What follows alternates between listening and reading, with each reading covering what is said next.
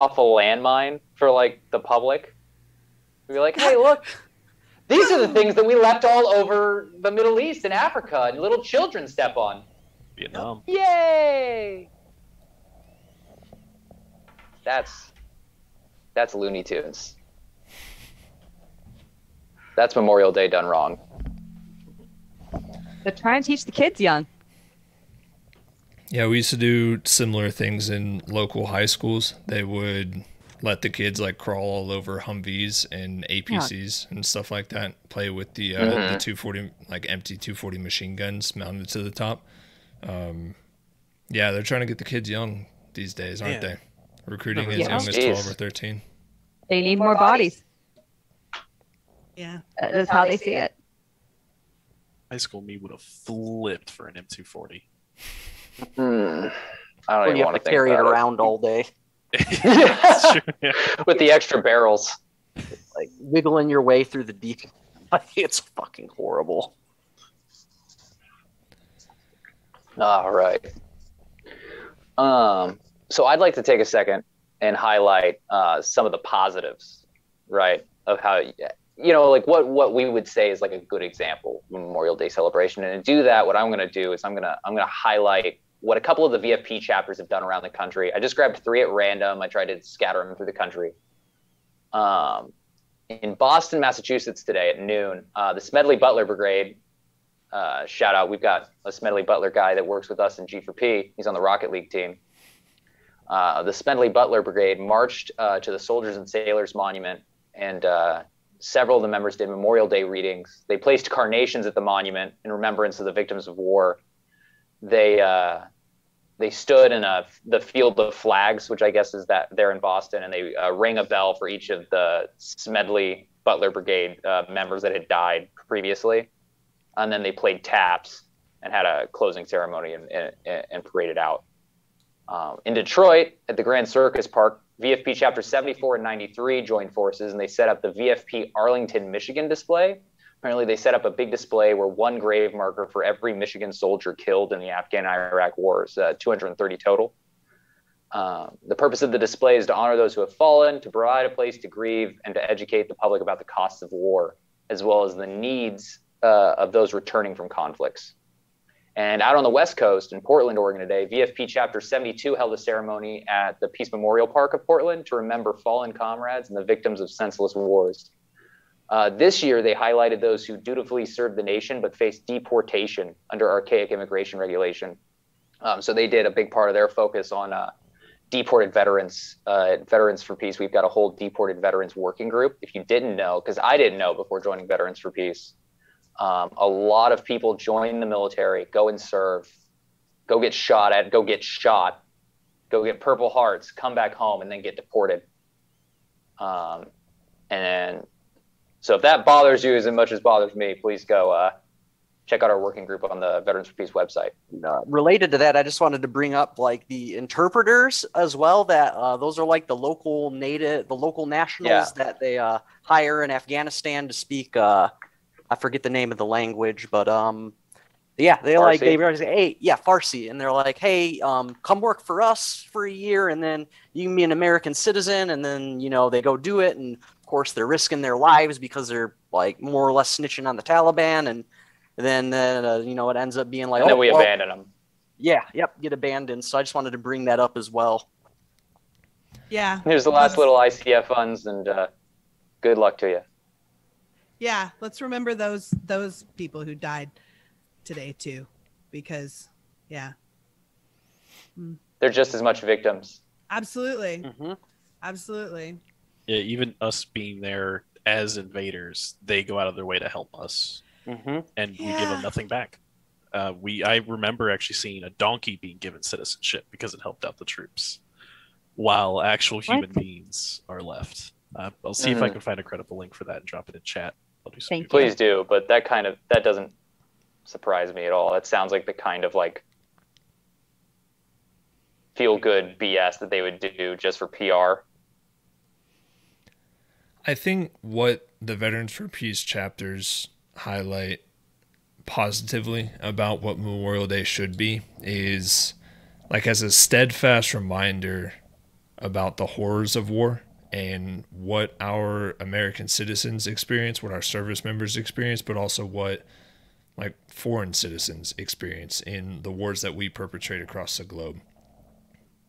It should be a warning against the forever war. It should be a warning against the military industrial complex. It should be a warning to both Congress and the president against like the actual reality of the shit that we deal with whenever we send people overseas.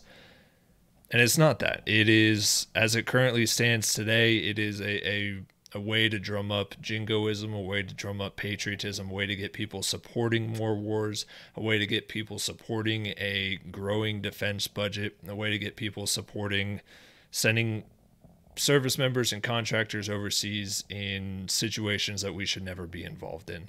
And if we don't have that awareness in the back of our mind, like the VFP chapters do, and I'm sure there's like a lot of other really great organizations doing like anti-war Memorial Day services, if we're not focused on that constantly, then this is going to continue to happen.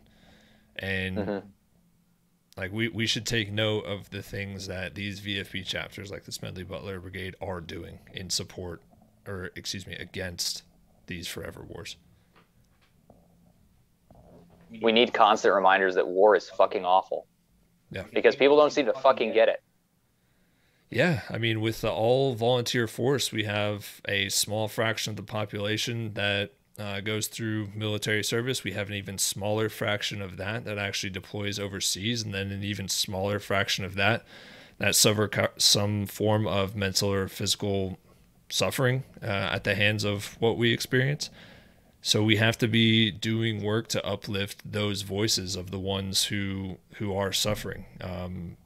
It should be those people who are front and center speaking out against the horrors and the atrocities that are being perpetrated in the name of the United States.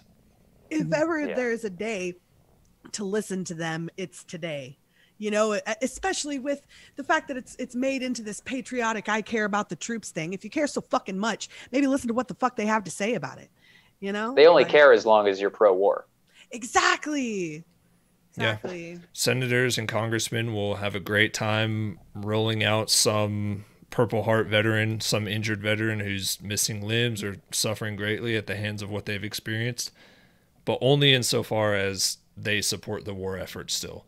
And only insofar as they talk about how they did it for their brothers and sisters and how they did it for protecting the American way of life. As long as they say, don't forget how much we've already sacrificed. Yeah. Because this is a good cause. If you admit that it's not a good cause, then you'll admit that these sacrifices were worthless. And don't you dare do that. Yeah. If you leave a Memorial Day service and you don't feel righteous fury at the wars that are continuing to go on, then you're at the wrong Memorial Day service.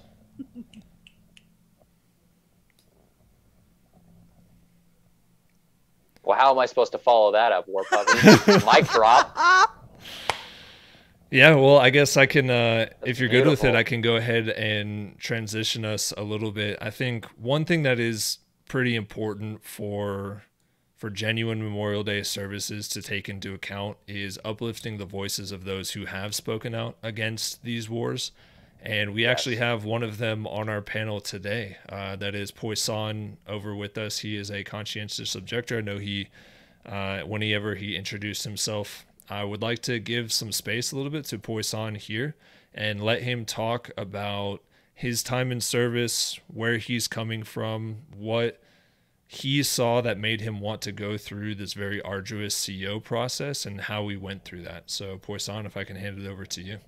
All right, cool. Yeah, thank you so much. And again, I'm really glad to be able here, to be able to share this with people. Because honestly, like, I didn't even know conscientious objector was still a thing. Like, I thought it was, you know, like, oh, this is like some shit they did with like Quakers and the Amish and Mennonites, you know, and that's certainly a part of it. But actually, fun fact, you don't have to be religious. I'm an atheist and I got approved for it. So, yeah, but let's get to it, right? So first off, like, let's talk what conscientious objector is. So conscientious objector, it means a lot of people think it means you're like a pacifist or whatever, and That's not true. It just means that you are personally opposed to participating in war and, committing the acts of violence that go along with that. And you have these strong ethical beliefs, oftentimes and traditionally. They've been based on religion. So as I said earlier, like the Mennonites and there's a couple of the Quakers. Yep. So the Quakers, Mennonites, and some other denominations of Christianity, as well as other religions too. But they said, hey, it's my faith and my religion says I can't do this. I would rather go to prison. And oftentimes they would send them to prison to do like take the big rock, smash it into the little rock, and just do that for 18 hours a day.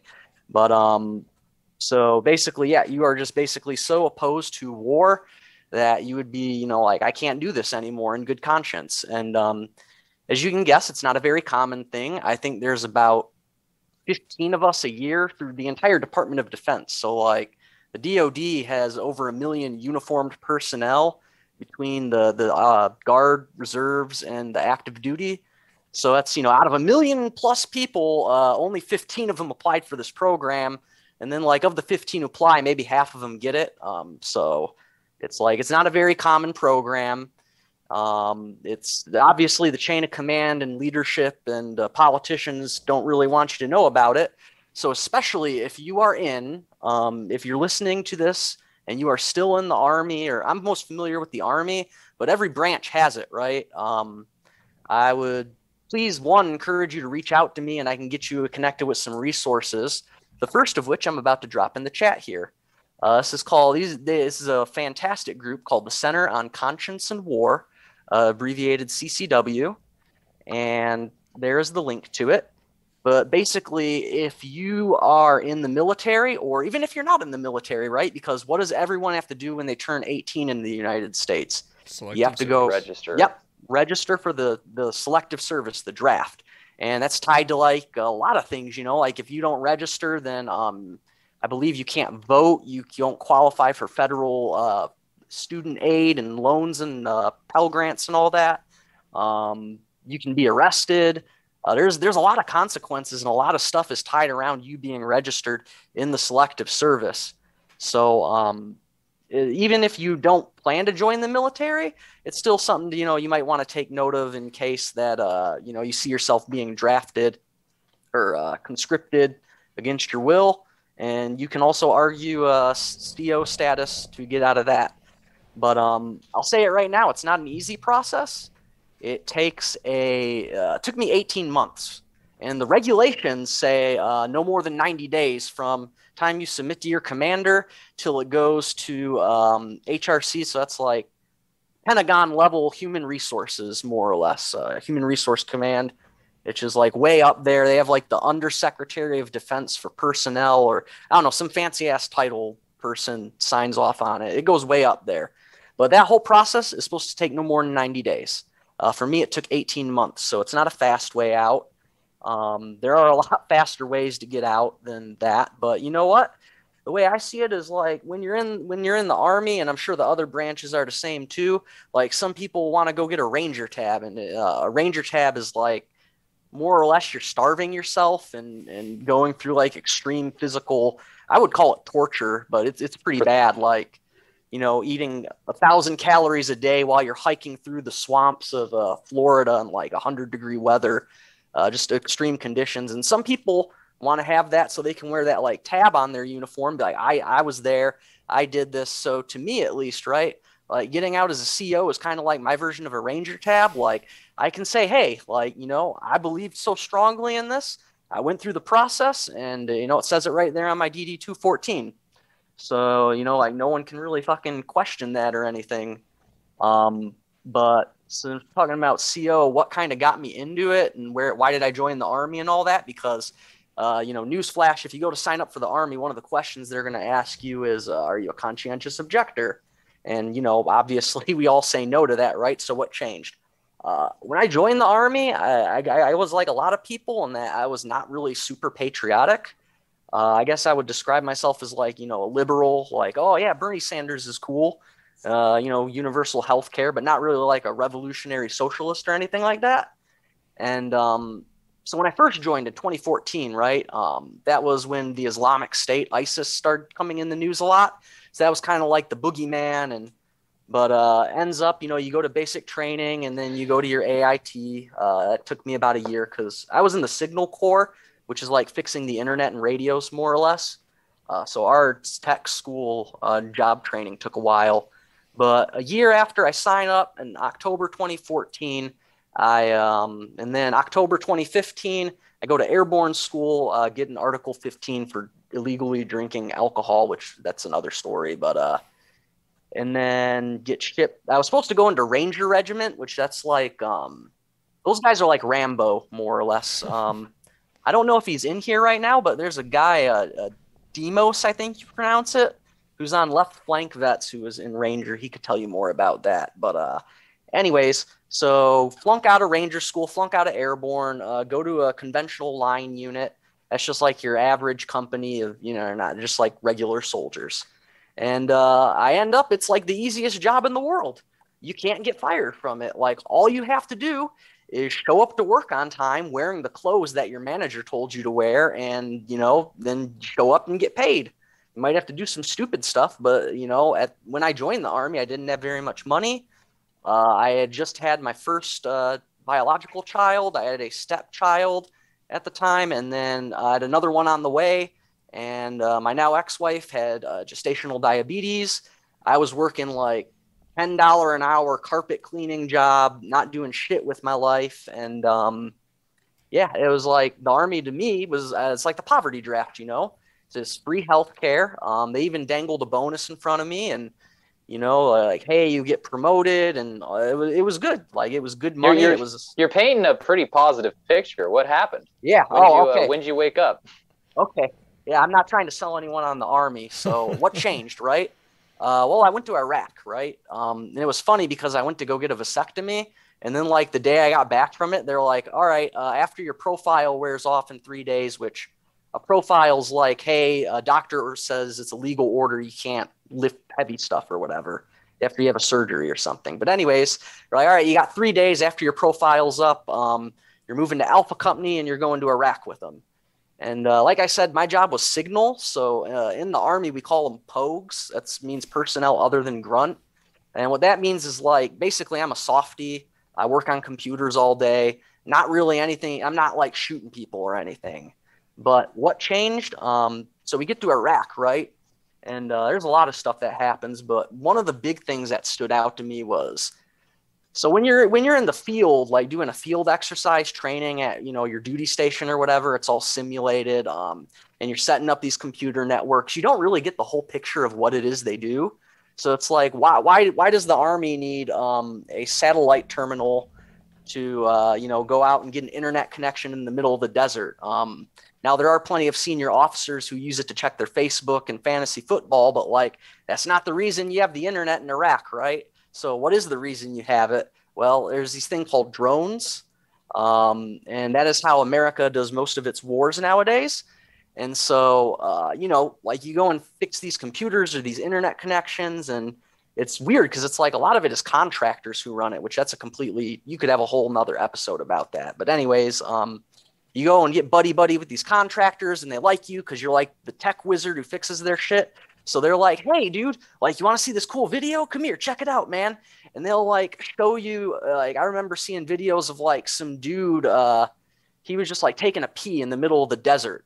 And I had no idea who this person was. I mean, maybe he was with ISIS, maybe he wasn't. I mean, who knows, right? I don't know. And, but anyways, yeah, you just see this missile come out like the corner of the screen. And it's like, when you see this guy is like, okay, content warning, it's pretty graphic, but yeah, you see his like arms and legs like flying across the screen, and you just see like, once the smoke clears from the missile, there's like a fucking, you're almost like in a cartoon when they drop a bomb on someone and it's like the circle that's like black, and it's like, yeah, it's like they just vaporized this guy. I have no idea who it was.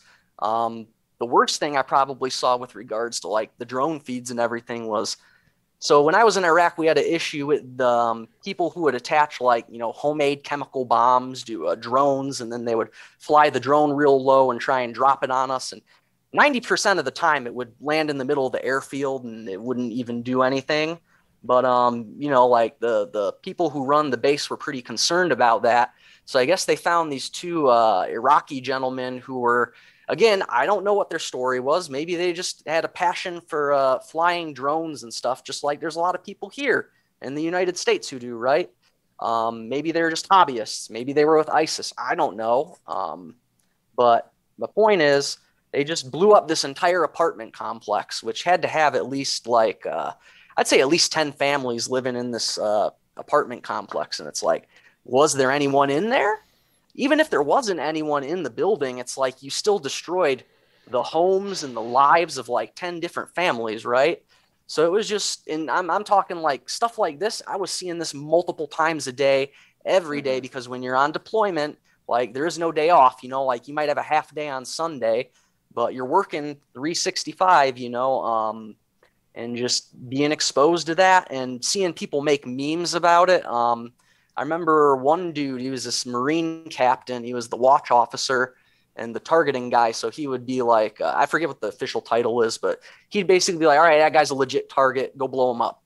And then they would do it. And so he would have this this meme on his desk with like a Chris Pratt, I think his name is, the dude from Guardians of the Galaxy. And he had like the, like the, you know, like a big surprised look on his face. And it was making a joke about, they called it the Moab, right? In 2017, I don't know if you remember, but they called it the mother of all bombs. Yep, it was the largest, most powerful non-nuclear ordinance ever created. And it's just, I won't get into too much of how it operates because it still disturbs me. But yeah, they were making memes about like blowing up fucking Afghan villagers and the most horrendous and gruesome ways you can think of. And it was just like a lot of that, being exposed to that is one of the major things that kind of made me realize like, yeah, I got it made. I got a great job. I got a great career, but like, is it worth selling my soul? And then the other major thing was, like I said earlier, you know, we would get indirect fire. I never shot my weapon at anyone. I never got into like close combat or engaged with anyone, but we would have mortar shot at us a lot. And like I said, 90% of the time they would land somewhere completely different and you'd be like, oh, okay, whatever.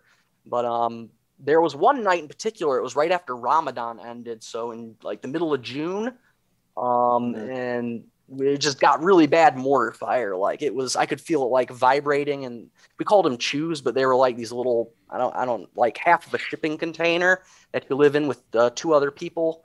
And, you know, like it landed so close, like it knocked stuff off of my little, you know, locker thing that I had to store all my equipment in. It was like knocking down my soaps and toothpaste and everything. And, it was pretty bad. And I was just, you know, just sitting there, and like, they call it a bunker, but it's really like a half concrete tube that's maybe 3 feet tall. So you're like sitting there in this little concrete tube, like shoulder to shoulder.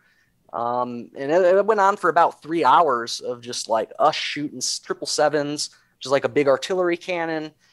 Who knows where they were going, and then them shooting back at us. And like, I definitely got some PTSD from that, because like I couldn't sleep for 4 days straight, because every time I would go to sleep, like my heart would just go like, you know, like it was just, I would start sweating, and oh man, it was bad. And to this day, like still the sound of that alarm will like fuck with me. It's gotten better over time. It usually does, but it still like sends chills down my spine if you hear like the indirect fires alarm.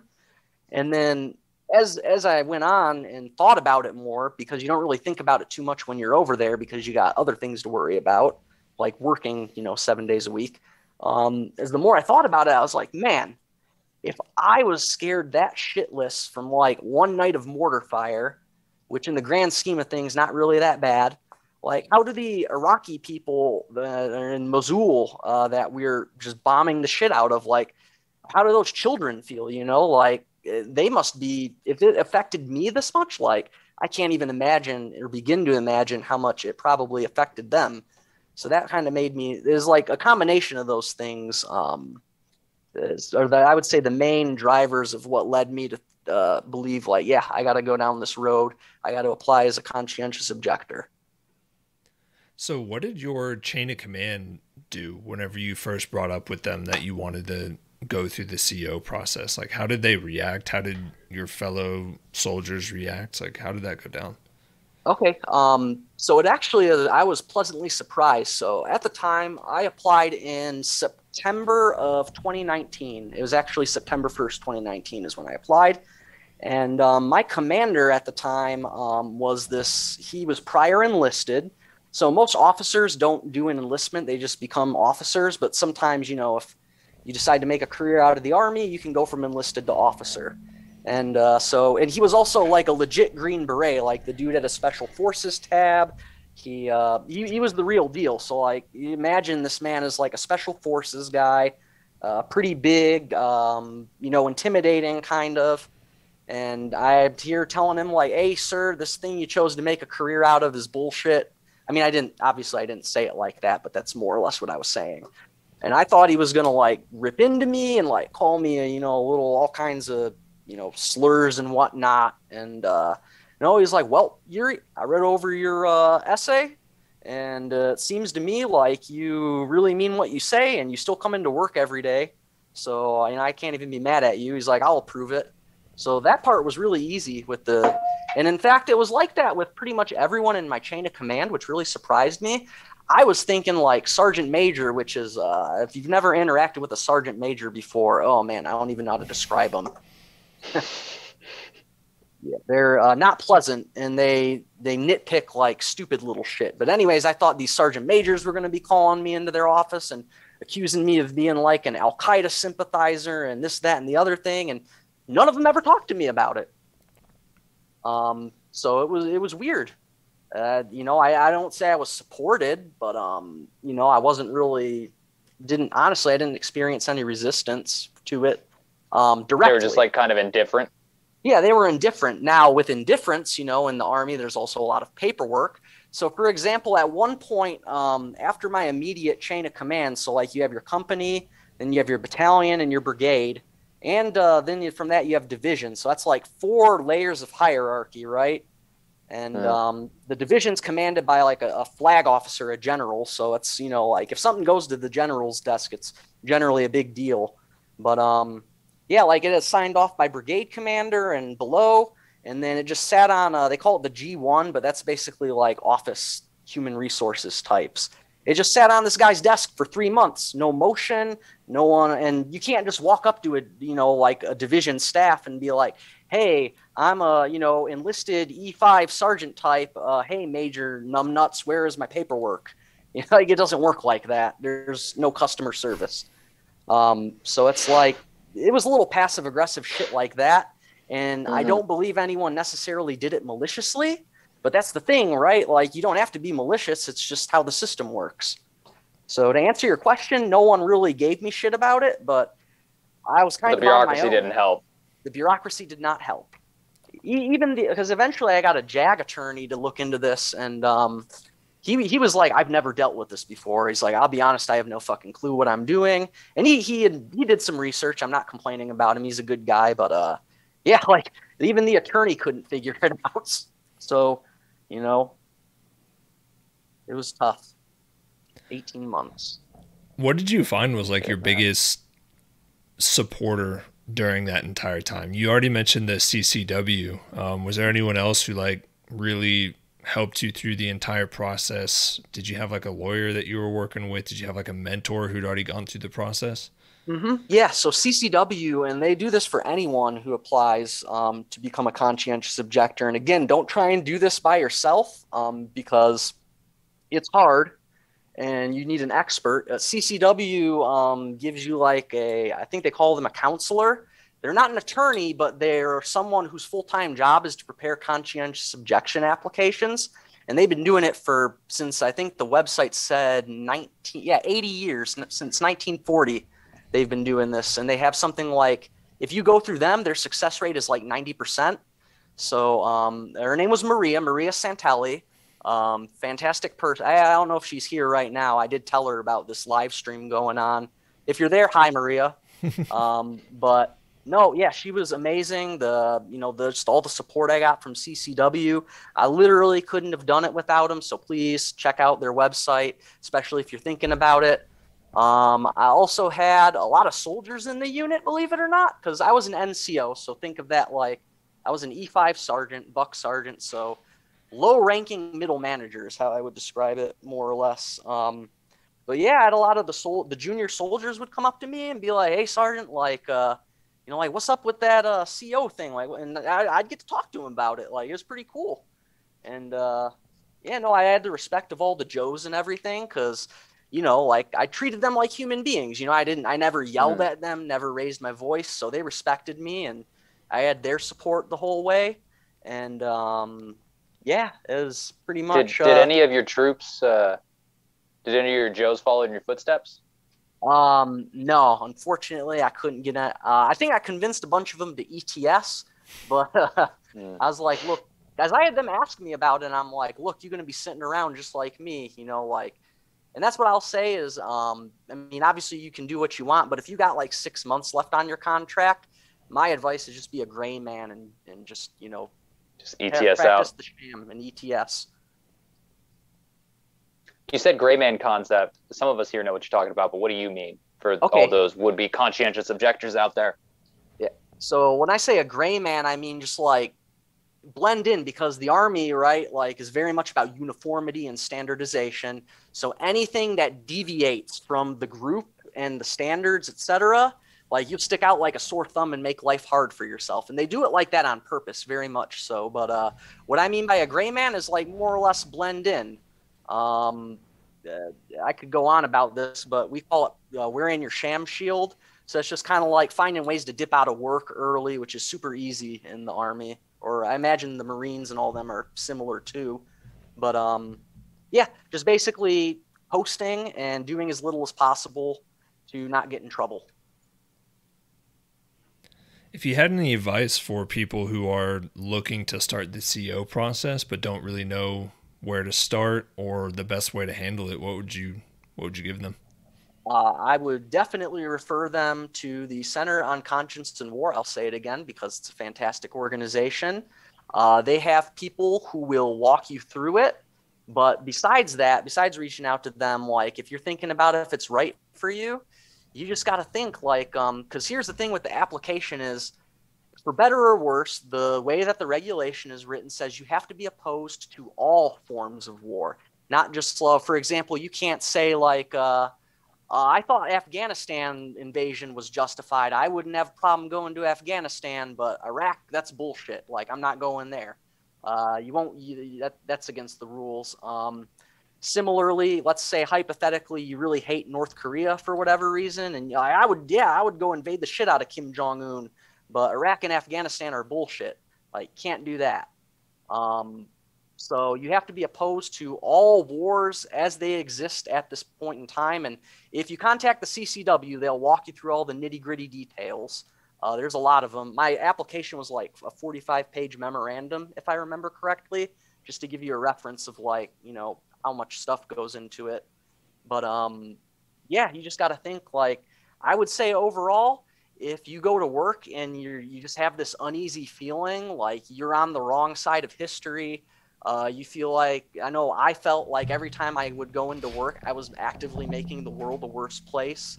It drove me to like suicidal ideations and a lot of other mental health problems. And, if you're experiencing stuff like that and really questioning the mission and all that, like definitely look into that and dig a little deeper with it. Don't just try and like bury it in the back of your head. If somebody wanted to get in contact with you, Poisson, like you said earlier, about just asking more questions, or how'd they go about doing that? Where can we find you? Okay, I'm on the Discord server for the. I'm on a bunch of Discord servers, but I am on the Gamers for Peace Discord, Poisson Mushroom. You can hit me up there. If I can, do you send messages on Twitch? I don't know if that works. I'm gonna be honest, I'm not sure. But you hang out in the Gamers for Peace Discord. Is that a good place for people to go to DM you? Yep. You just come on the Discord and same name as here. Send me a message anytime. I'll get to it eventually. Awesome, man. Thank you for sharing all that, first of all, with us. I know a lot of that stuff's really hard to rehash. Yeah. And I know, like, even just talking about it, it can be it can be difficult. So thank you for taking the time and opening up with us and sharing that with us. Yeah, absolutely. Like I said, if just one person thinks about it differently and even goes to apply for it, then I think it's well worth my time.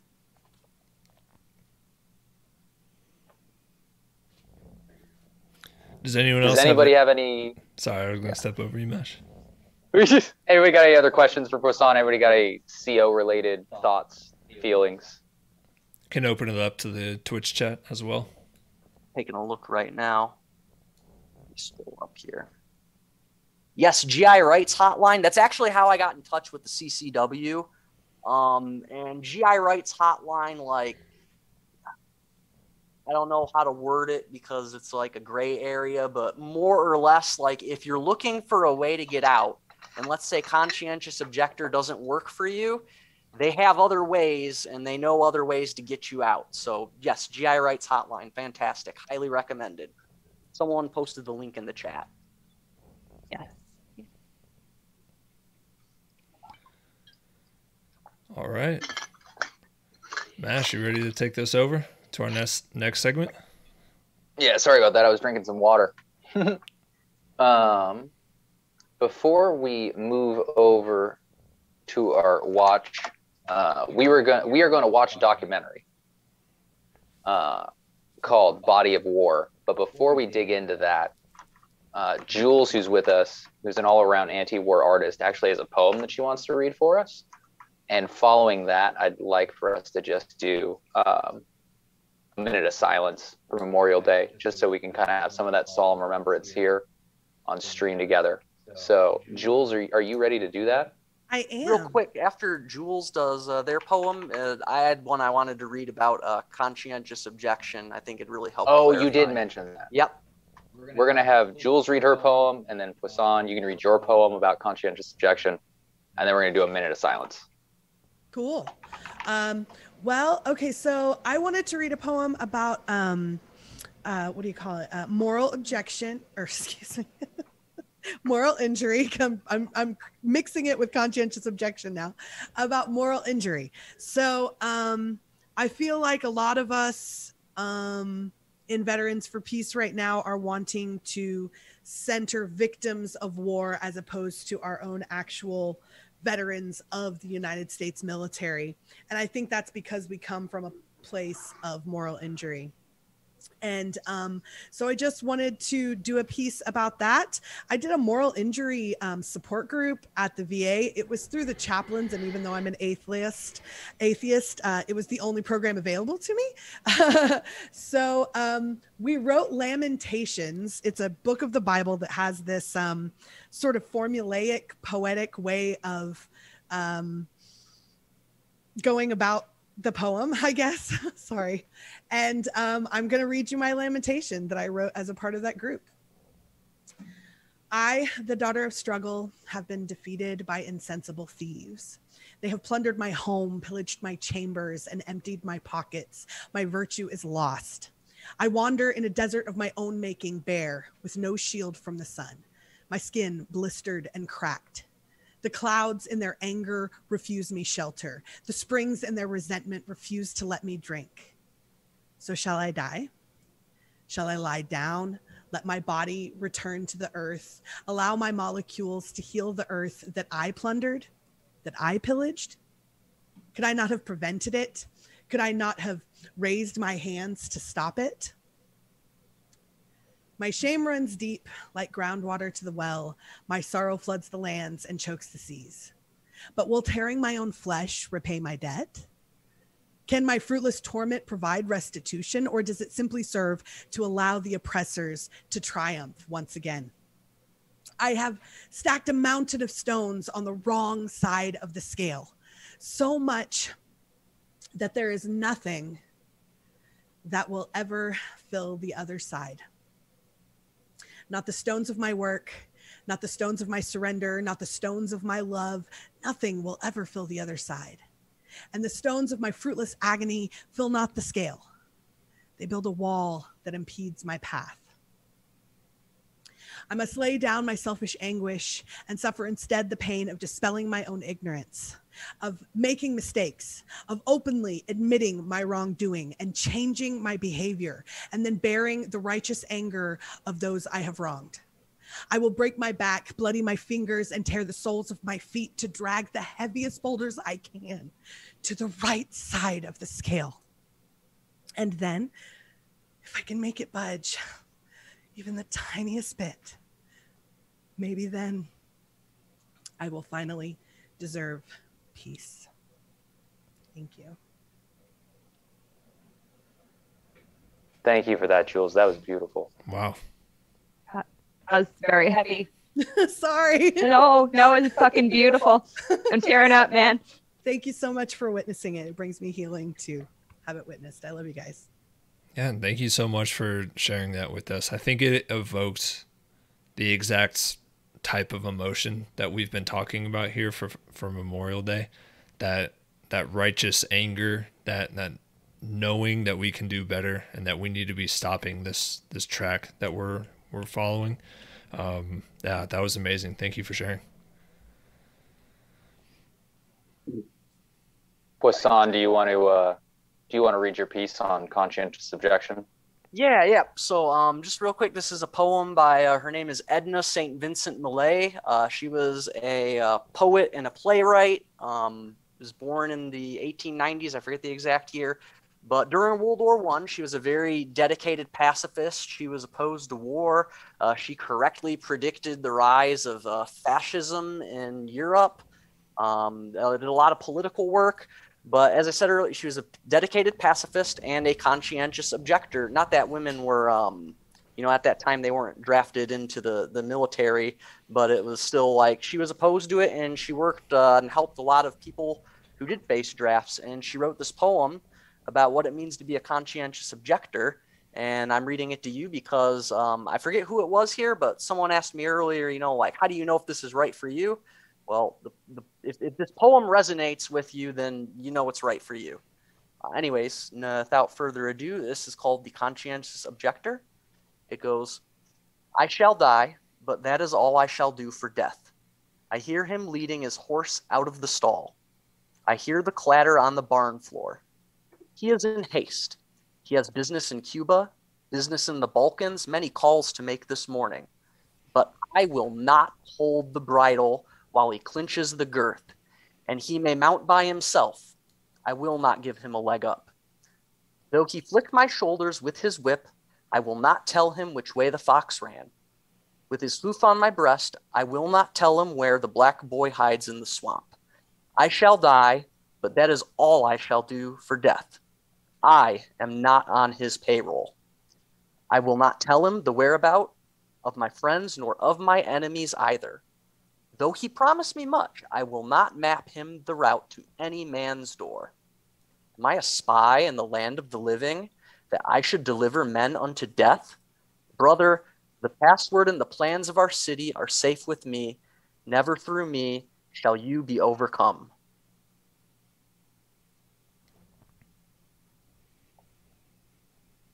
That's powerful imagery. Yeah, I like how she compares military service to being in service of death. When you really take a big step back and you look at what we train for week after week, month after month, year after year, what we spend so much money on, what we spend so many lives on, it is literally training to learn how to kill other human beings, and it's training in the destruction of property. And that's what that poem talks about at its core, is if you're in the armed services, you're not producing value, you're not generating productive labor, you're not building towards a better society, you're only building towards the destruction of people and property. It's a death cult. Yeah. Absolutely.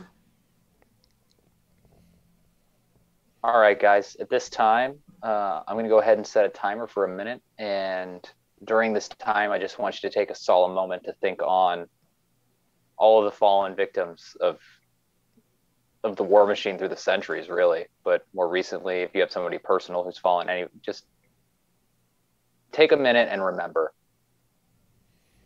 And I'm going to start the timer.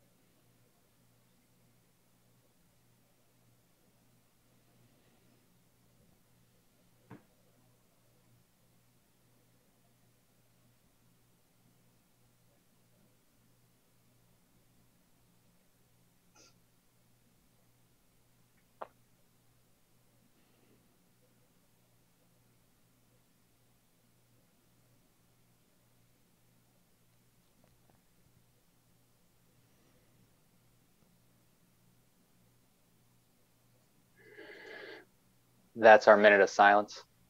No rush to start talking immediately, but if anybody came up with anything in that 60 seconds that you feel like you want to address now in the group, something that you want to talk about, please do. But that's an invitation, not a request. I know that oftentimes this stuff is personal.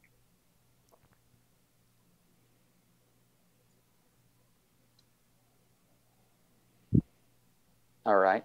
Well, with that being said, for the rest of the stream, we're going to be switching gears and we're going to watch a documentary from 2007 titled Body of War. It's a film that follows veteran Thomas Young, who was paralyzed by a bullet to the spine while deployed in Iraq, and his journey from soldier to anti-war activist. It deals with the personal story of Thomas Young, as well as the debate that took place in the Congress about the ultimately destructive decision to invade Iraq. I think we're going to take just a short break while our tech lead gets that set up, and we'll be right back with you. So don't leave the channel if you're watching the stream. It's going to be a quick minute while we get things switched over so we can watch that, and we're gonna pause it periodically and commentate. Before you switch over, I just want to say, you asked us earlier about times when Memorial Day was done right, and I just want to say that being here with you and doing this feels like that. So thank you. All right. Thanks, Jules. Thanks, Jules.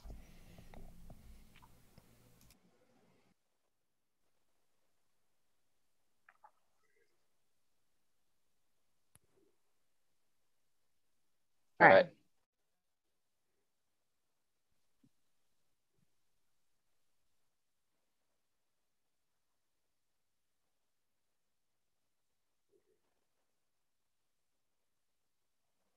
If you want to try, I can let you know. I'll put the stream up. Okay. Fair enough. How do you want to handle this, War Puppy?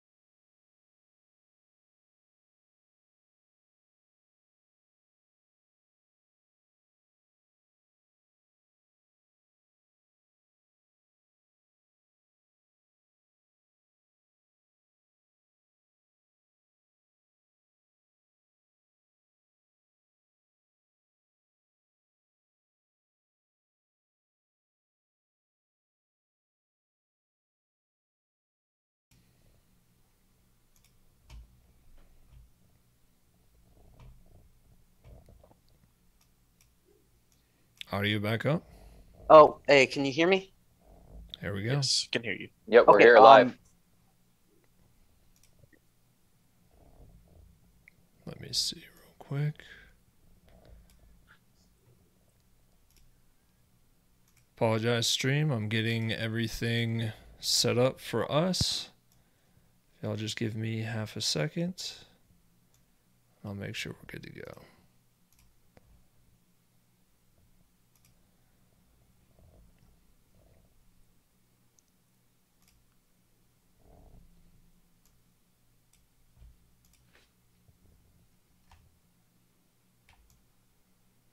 Apologize, stream.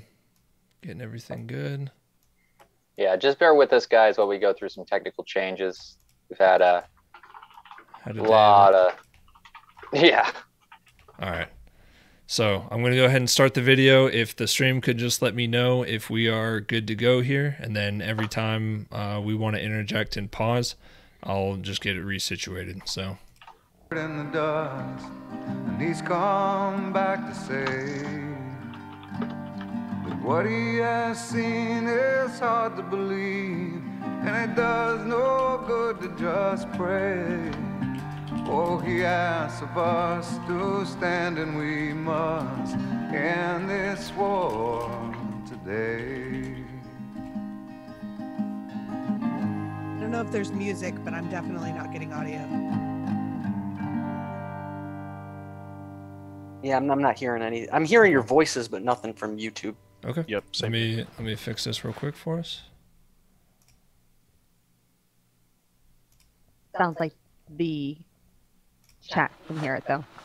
Yeah, so it's going to be us. Yes, Now, Mr. President, Okay. today Yep, there we're we go. faced with the most solemn decision a lawmaker can make, whether or not to authorize the use of military force. Voting for a course of action that will send young Americans off to fight and die for their country is the most solemn responsibility every member of this Congress will undertake. We need to approach this issue as if we are sending our very own children to war. When he puts on that uniform, he's my baby. And I have fear. This is probably the hardest decision I've ever had to make. The great debate we begin today represents the opening act of a drama that promises to define the 21st century.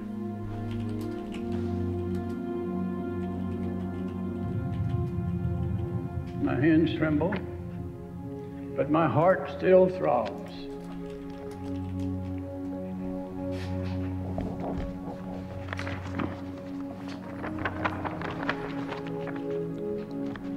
I read this quote. Naturally, the common people don't want war. But after all, it is the leaders of a country who determine the policy. And it is always a simple matter to drag the people along. Whether it is a democracy or a fascist dictatorship, or a parliament or a communist dictatorship, the people can always be brought to the bidding of the leaders. That is easy. All you have to do is tell them they're being attacked and denounce the pacifists for a lack of patriotism and exposing the country to danger. It works the same in every country. Hermann Goering, President of the Reichstag, Nazi Parliament, 1934.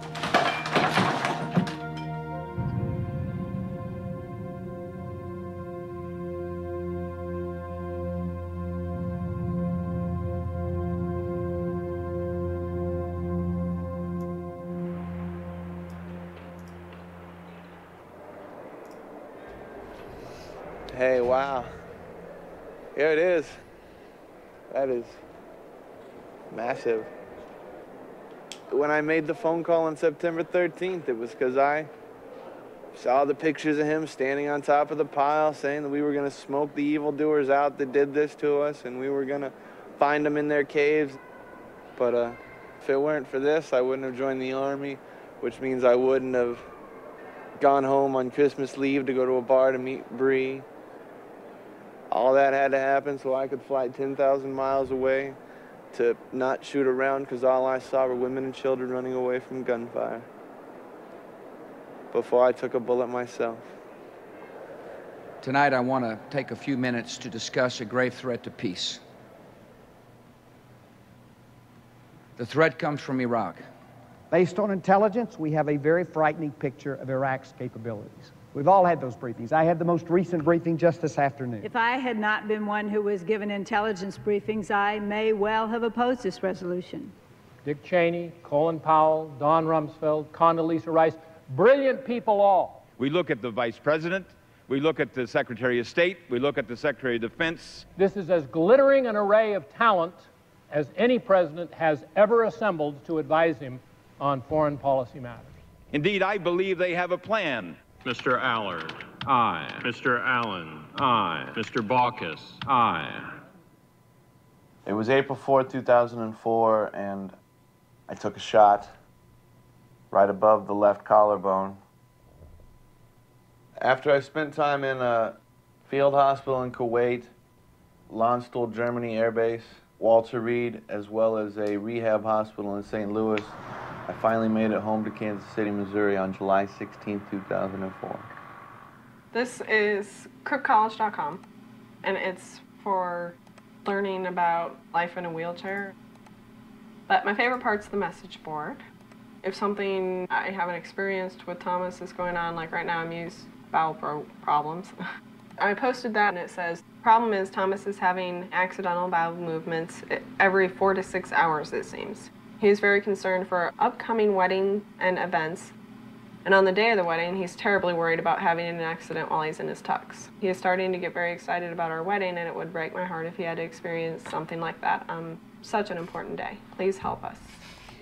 The threat posed by Iraq grows with each passing day.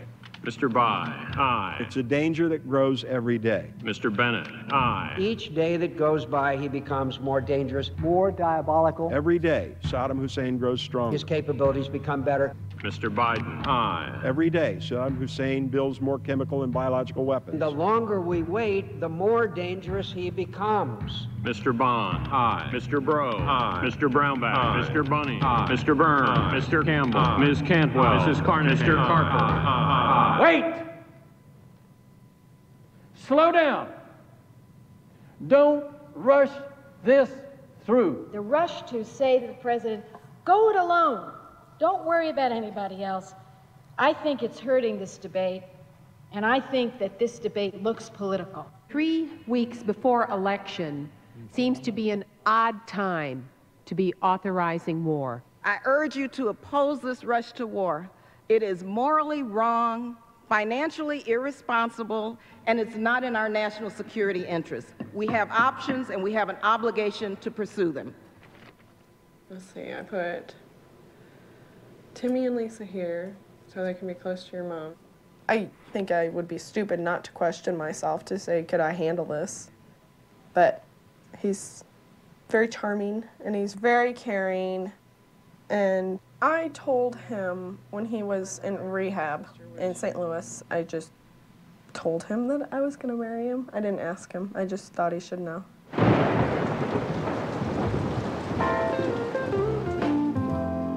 You got like boobage showing. Tie in or out of in.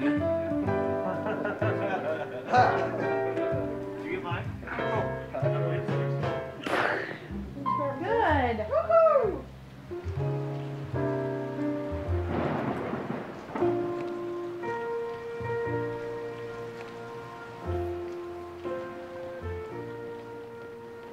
With this ring, I thee wed, and pledge my faithful love. With this ring, I thee wed, and pledge my faithful love. I now pronounce you husband and wife. Ladies and gentlemen, Mr. and Mrs. Thomas Young.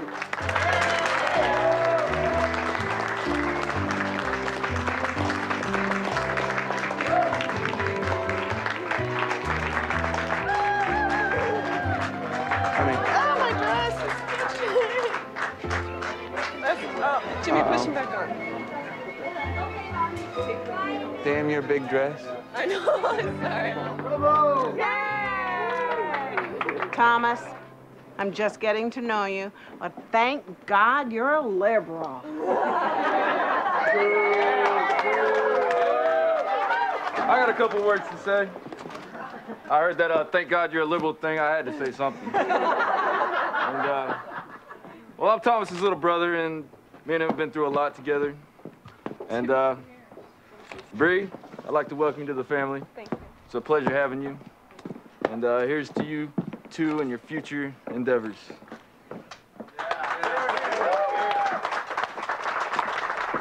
I'd like to say something else. I'm proud of my brother Thomas for going in the Army and being brave and going in Iraq. Is that all? Mm-hmm.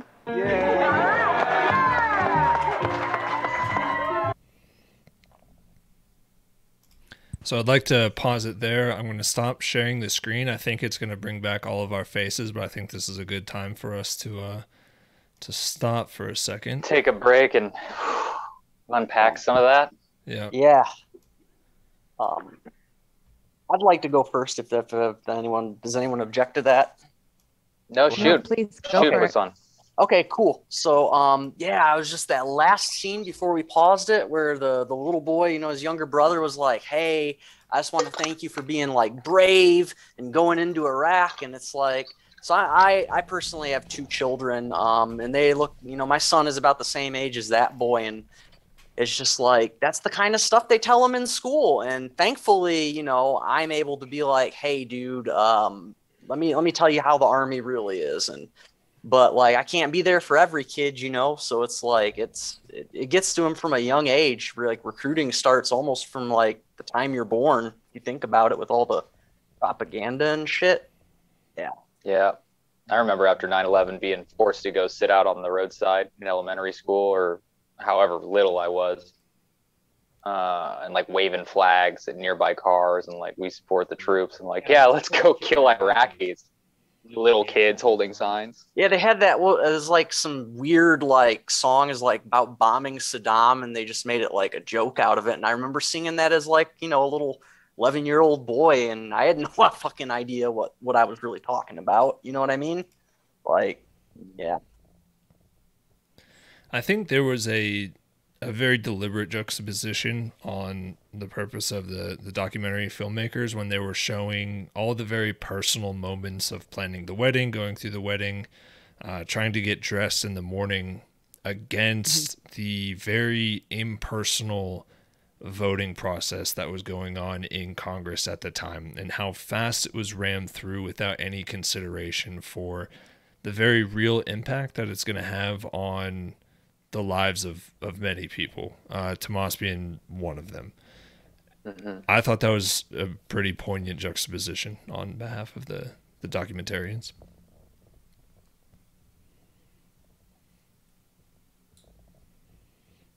I want to say things, but I'm just too emotionally taken aback by how heavy that stuff was, man. I don't know how many of...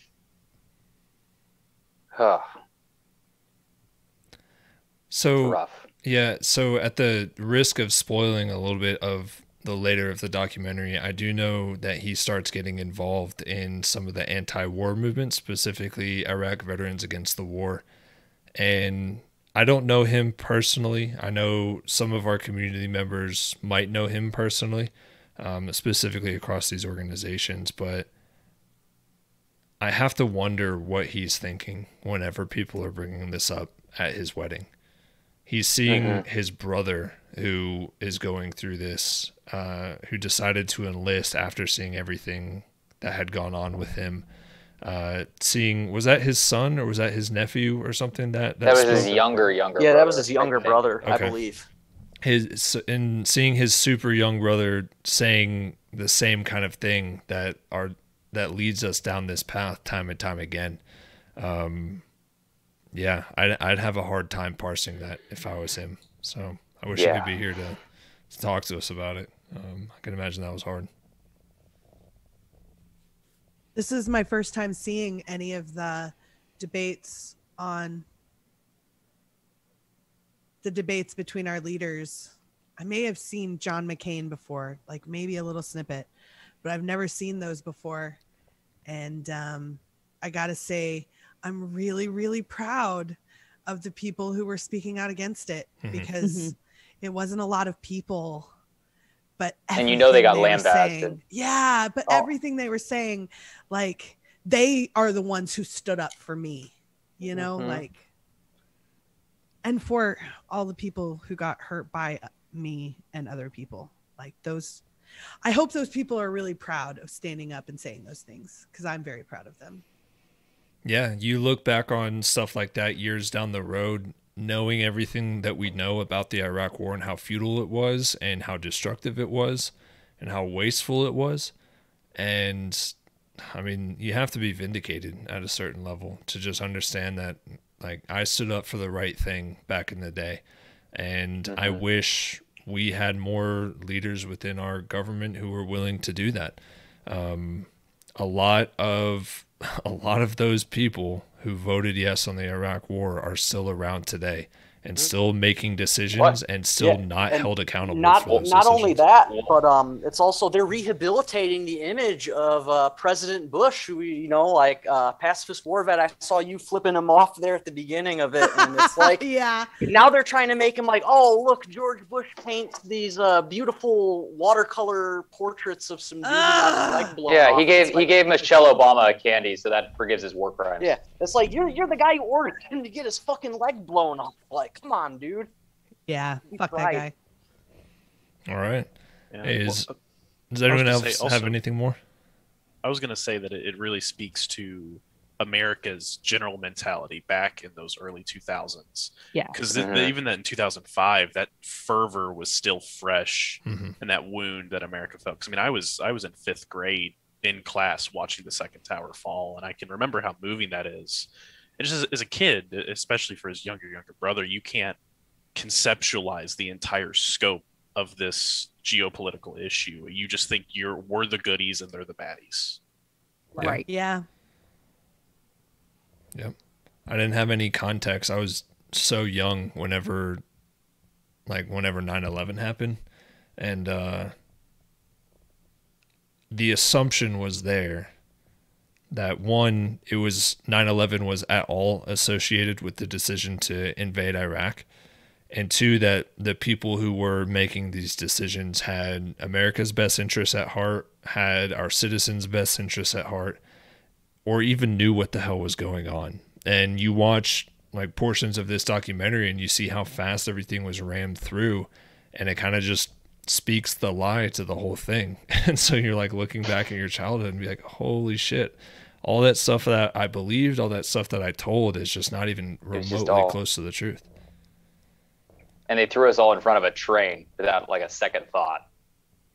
Yep. They're like, fuck it, it's not my kid going to war. Yeah. Pay me my money, Boeing. Yeah. Yep, it's just for those donations. The poors. It's the people who were economically drafted into the military who had no other option, or who unfortunately got duped into believing that the war machine was just. So, all right. I'm going to go ahead and get us going on the next 8 to 10 minutes or so. I'll stop us at around 10 minutes prior to the end of the stream and just give us time to wrap up and everything. So give me a second to make sure this all goes through properly.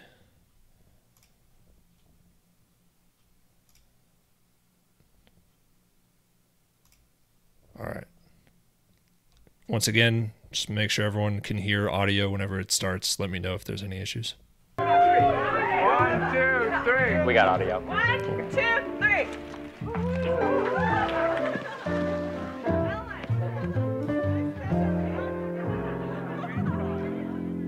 They will be dancing in the streets, waving American flags. No, this job in Iraq will be easier than what happened in Afghanistan. Mr. Cleland. Aye. Mrs. Clinton. Aye. Mr. Cochran, aye. Mr. President, what happened to Osama bin Laden? Do we know how long a war in Iraq would last? Has there been any assessment for the American people of how much a war in Iraq will cost our economy? Do you have any idea of the human loss we should expect? I will remind members to address their remarks to the chair and not to the president. Dude, I ain't never having a wedding at my house again. This is it. My middle son, Nathan, is also in the service. He will be going to Iraq as convoy security. You got to know, way down deep inside, I'm so proud of you. And I think you're an amazing young man. And what you're doing is so honorable and so noble. I just hope that you've had as much training as you think you've had. Oh, I've had Because when Thomas got over there, he thought he was trained. And it was not what he thought. But you got to remember, Thomas's unit never went to Iraq. My unit's been to Iraq once. And Right, didn't and lose that a is, single you're person. right, that is different. But at the same time, I hate to see you go. For a year, I will worry, I will worry, I will worry. When Thomas came home from rehab, he was obviously focused on gaining as much independence as he could. Come over and spot me. But that doesn't give your life purpose. And so he felt pretty useless for a long time. He didn't get out of bed. He played PlayStation, watched movies, listened to music, read magazines. And he would watch the news, listen to Bush and Rumsfeld and everyone, and get so upset about all the lies that they were telling. And I really think that it was about the time that Cindy Sheehan was in Crawford that he realized it was important for him to speak out. The focus turned to one mother's grief. He's on vacation here for 5 weeks. There's your buddy. She's there because she's our voice. Yeah, she's your voice, she's not my voice. You know, when I meant our, I meant mothers of children who are in Iraq. My husband's very right-wing, a very conservative Republican ditto head. She says she wants to talk to the president. He believes in Rush Limbaugh and Bill O'Reilly and, God forbid, Hannity. And he's very pro-Bush. He thinks Bush is wonderful. Yeah, he's a president. He doesn't need to talk to a woman that is way out there on the fringe. That has given everything for this country. She didn't give anything. Her son did. She gave her son. We've been talking about Cindy Sheehan. She'll join us here in the Situation Room to tell us what she wants to say to the president right now. Plus, a tropical storm expected to become a hurricane.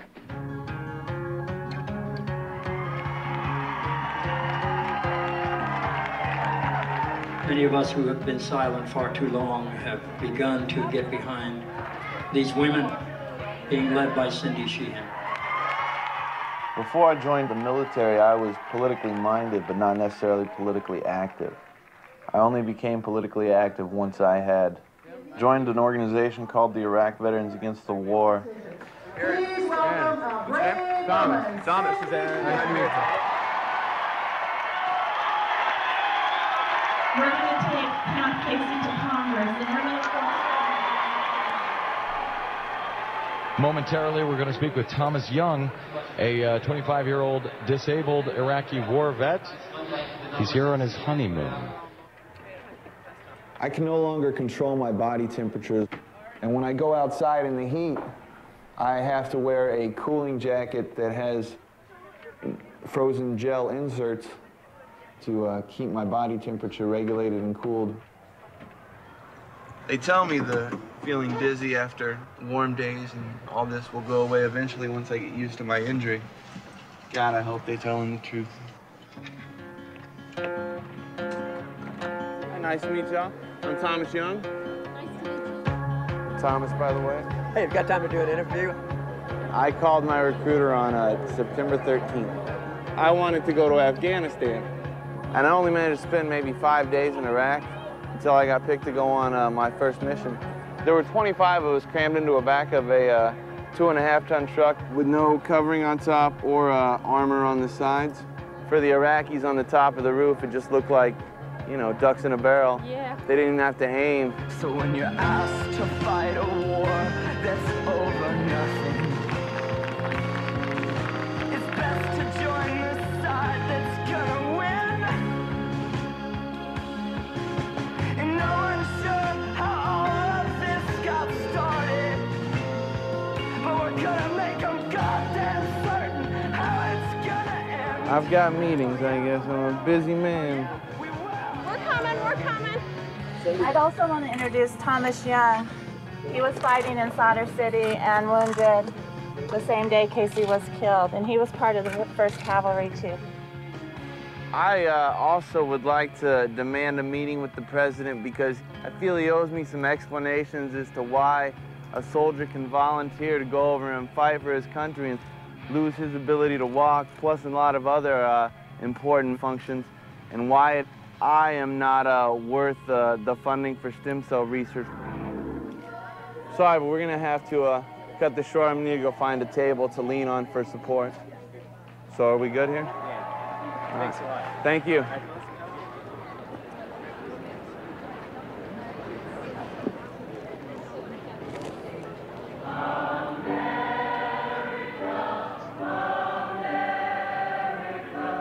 God shed his grace on me and crown thy good with brotherhood from sea to shining sea.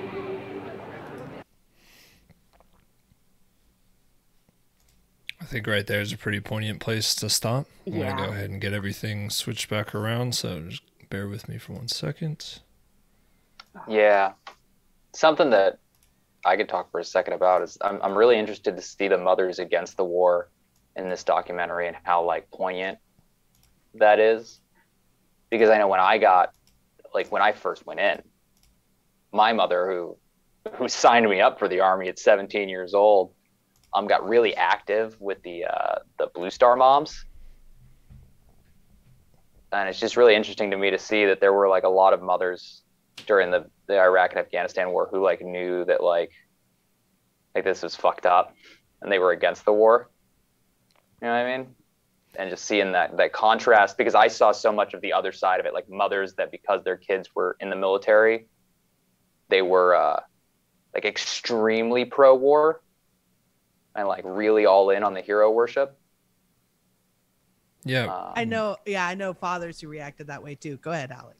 We saw the same thing with Thomas's family. That was his father that was speaking, right? Who was very pro-war and said something along like, "We just got to trust Bush" or something like that. Which, looking back on it, was probably not a great decision. But like, what does it take to reach families who have sacrificed their sons and still believe that it was just? It's almost like they have to believe it, that nothing can convince them. You can't make a sacrifice that big and also understand that it was for nothing, that we shouldn't have been there in the first place. People don't want to ever admit that they were wrong, especially about something that would call into question their like morals and ethics and be that shameful. Yeah. It's easier to just lean on the echo chamber and support you. La la la la la. No, I'm right. Yeah, and this speaks to the difficulty that I have talking about Memorial Day in general. Is like, how do you express sorrow over the lives that have been lost on our side while also saying like they died in vain? And that pisses me the fuck off. Like, I'm angry. We shouldn't have lost any of those people. We shouldn't ever have to lose any of those people ever again. But I know it's still going to happen. Like, how do you tell someone, like a family like that, who says, like, your son lost his ability to walk and it was in vain, and that should piss you off? But if you say that to someone, they're going to turn around and try to fight you or something, because, like, you can't say that to someone, you know? And I feel like it's only in places like Veterans for Peace or About Face Veterans Against War, these anti-war groups, where I can express my frustration over that and be among like-minded people who understand where I'm coming from. Like, I'm coming from a place of genuine empathy and sympathy for these people. Like I feel their pain and I feel their sorrow, and the only way I know how to process that is to just channel it into anger, because fuck, like this is awful. What, I don't know about you, but I feel tricked, I think, is one of the feelings a lot of us veterans feel, right? Like on this side of things, being anti-war activists, like you taught us that we were fighting evil. You made us think that we were the good guys and we were the bad guys the whole fucking time. And so were you. Yeah, like Thomas, the people who fucking... Thomas experienced that, right? He signed up, he enlisted on 9/13, 2 days after 9/11, thinking that he was going to go fight the people who perpetrated that. And wasn't even close. He nowhere. Like nowhere even close. He ended up in Iraq, wanted to go to Afghanistan, ended up in Iraq, but it turns out the people who actually instigated it were Saudi Arabian. And so it's like, what the fuck are we doing?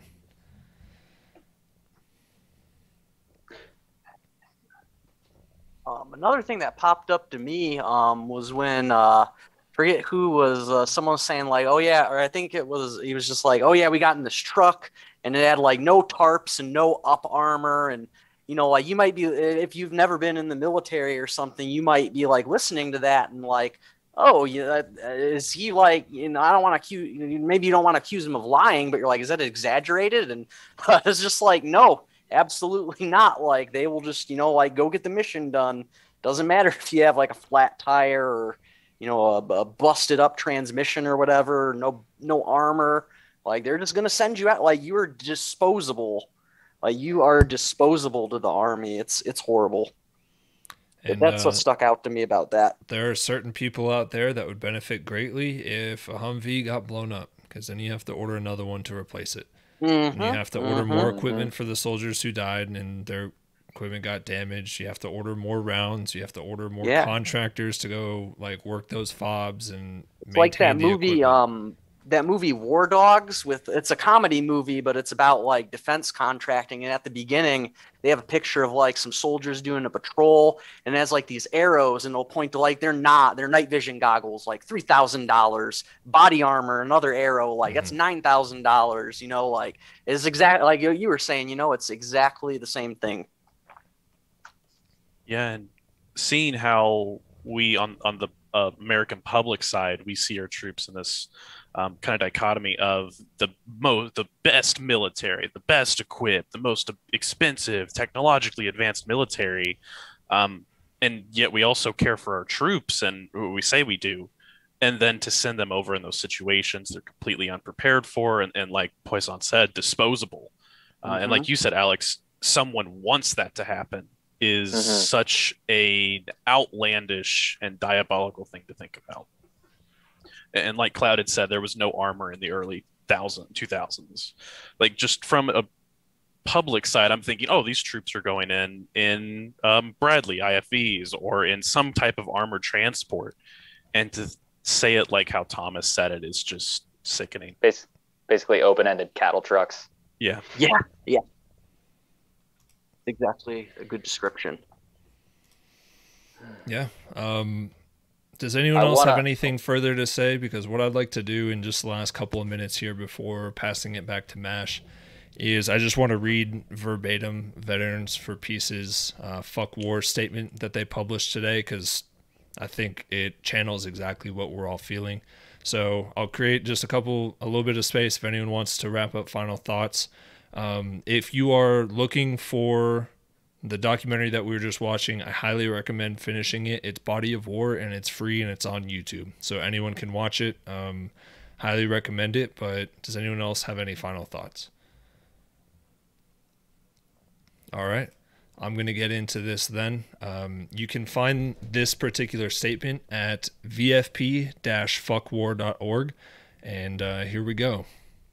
Fuck war. We are tired of parades, memorials, and pageantry. Take back your thank you for your service and 50% off sales. We want people to live without threats of U.S. bullets and bombs. We remember the enormous loss of civilian life that is forgotten in today's memorials and hidden from view in the U.S. consciousness. America has no space on its calendar to memorialize these victims. We grieve the loss of friends and the death of veterans unable to forget the tragedies and forgive themselves.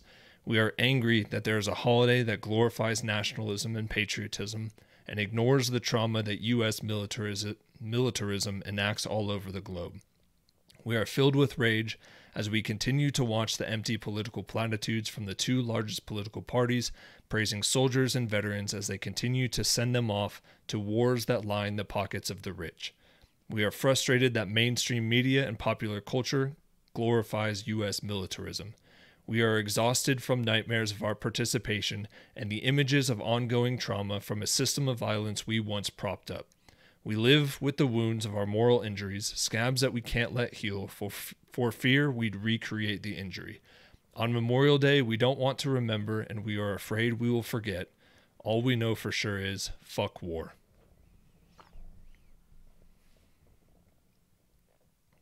I am very proud to be a member of Veterans for Peace and stand behind that statement and have that be our official public outward statement.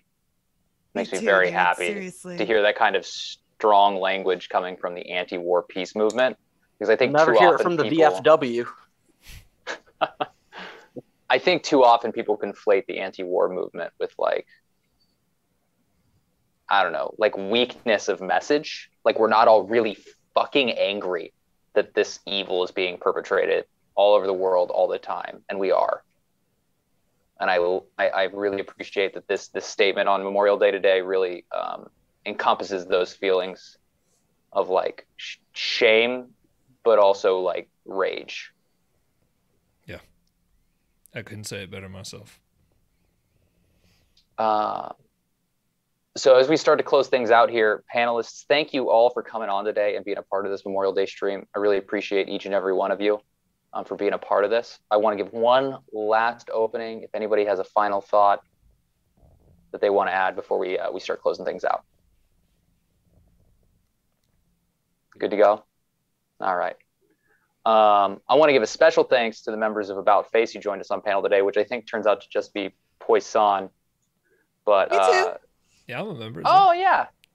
Okay. Well, for you double dippers on my panel today, thank you specifically.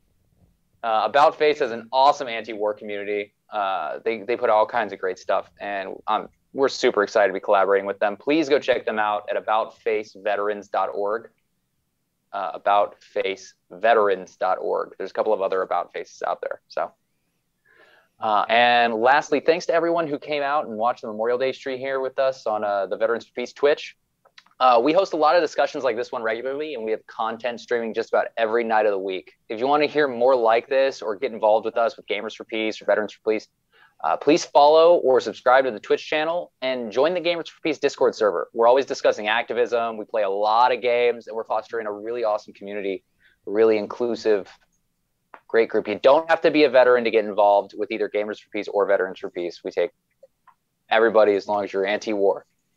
Come join us, hang out, play some games, fight the war machine, and always remember, fuck war. Fuck war. Fuck war. Fuck war. Peace and love, everyone.